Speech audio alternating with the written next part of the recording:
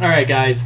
So this is gonna be a comic review of a book that I've actually had for a bit that I didn't get from MegaCon or from Chris. This is something I picked up at a comic shop in Tate's in Clearwater. And if you're ever in the Florida area and you want to go to Tate's, it's pretty awesome. It's a really awesome comic. And there's a bit of a fun backstory with this comic, by the way. You see, this and another book I got there called Submariner The Depths were books that seemed to follow me around no matter where I went. It was like they always seemed to be around when I was just out and about at comic shops or at bookstores. They were always there, and I'd always be like, I'll get it next time. And they always seemed to appear. They always seemed to show up. So finally, when I found this in Submariner, I was literally like, you know what? Fuck it, I'll just buy them. And yeah. So this is also one of the Marvel Premiere Editions. I wish Marvel would keep doing these really good hardcovers of seminal stories, because they're really cool. I really enjoy the Marvel Premiere Editions. They didn't do a lot. I can't believe they got rid of them. I'm not even a big fan of hardcovers because of the dust jackets, and admittedly the book cover is just black. But I will say that what was I going to say? I will say that these are they're very pristine. They're very very very nice looking. That's the sentence I just said. They're very nice to look at. There we go. There's some proper English for you. Aren't we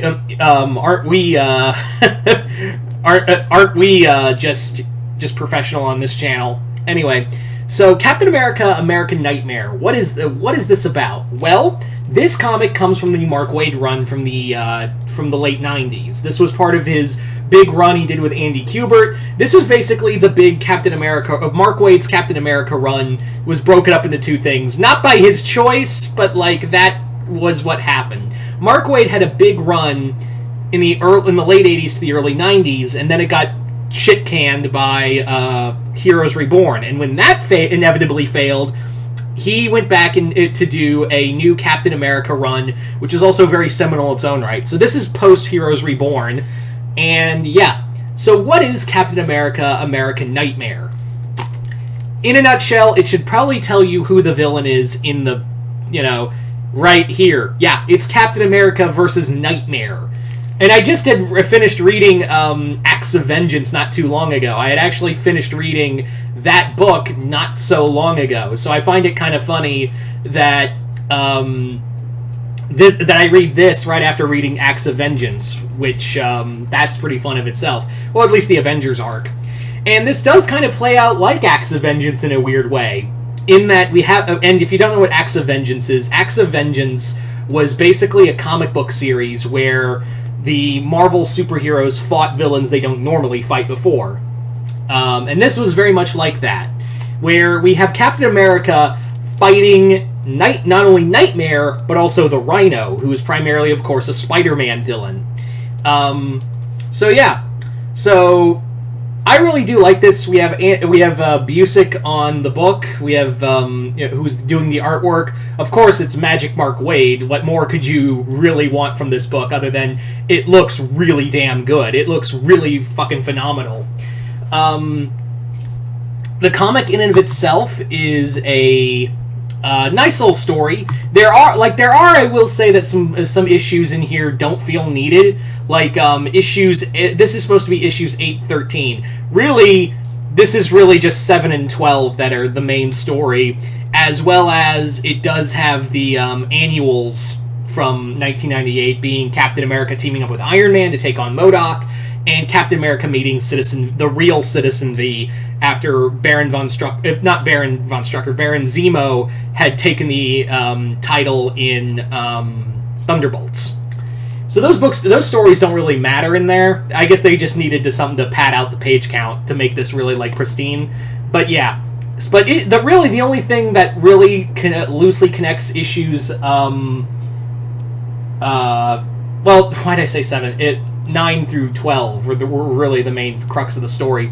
But issues 8 and 13 are kind of more like prequel and epilogue pieces. Although I will say it's kind of very small because issue 8 is part 2 of a 4-part story that they don't collect called Live, Cree, or Die.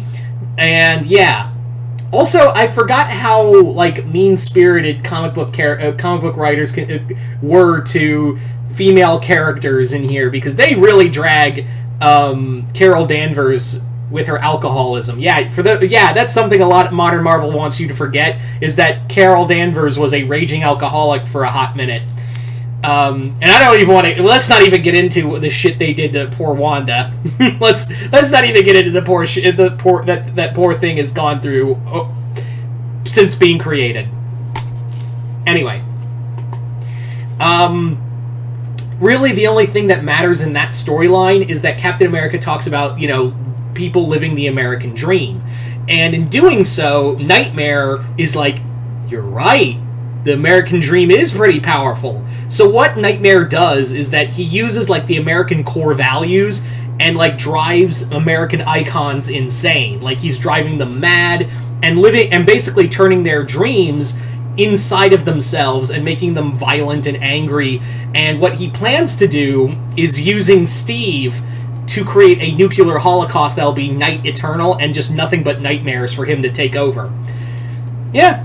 This is a really good story. I really do like it because, yeah, you'd never think you'd have a Doctor Strange villain take on Captain America. But I've seen weirder stories with Captain America. Like, need I bring up Capwolf? Like, need I even bring up when Captain America became a werewolf? And that was... Yeah, that's a thing. That's a legit thing, people. Look that up.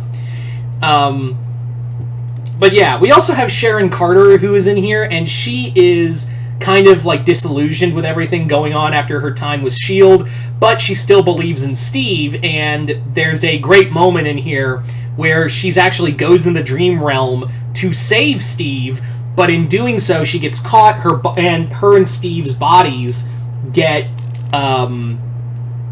taken over by Nightmare to create a nuclear holocaust. But I do love this moment, and because like there's this great moment where Sharon has to believe in like the American dream again to help people realize they're trapped in the dream realm, and just launch an all-out riot against Nightmare, who by this point is like, yeah, I'm gonna win. And then it's like there's this great page where Sharon's like throwing her arms up and showing all the people he's trapped in the dream realm, going, "For the Dreamers!" All I could literally think of in that moment was, "The sleeper has awoken!" If you know, you know. Yeah. It's a very nice book. I really do like it. You can find this a lot at discount. You can find this at like, these are, weirdly enough, while it is a really good story, a lot of the premiere books are like bargain bin books. You can find them at like Books A Million or like in your local comic shop for like half price. But if you are looking full price, this is $25 in total. I don't know where you... I've been finding it a few places, but like I said, I was like, you know what? I want to have some more Captain America in my collection. And it's not that I don't like Captain America. It's just that like a lot of Captain America stories are like very tied together. Like they're all like, you have to read... Okay, you got to read this book to understand this book, and you got to read this book to understand that book. That's why I don't have a lot of Captain America in my collection, because like, it's not that I really love Captain America, it's just that his books are very, very, very tied into... They're very like, you gotta read this to understand that. You gotta collect all the books for a Captain America book. Anyway, so yeah. This is a really nice story. It's not like a seminal Captain America story. I'm not saying that. It's in no way a seminal Captain America story. But what it is a really good, fun Captain America story. Anyway, so there you go, guys. That's my review for Captain America, American Nightmare. Hope you all enjoyed this. I'm Mr. Multiverse. I'll see you next time in the Multiverse.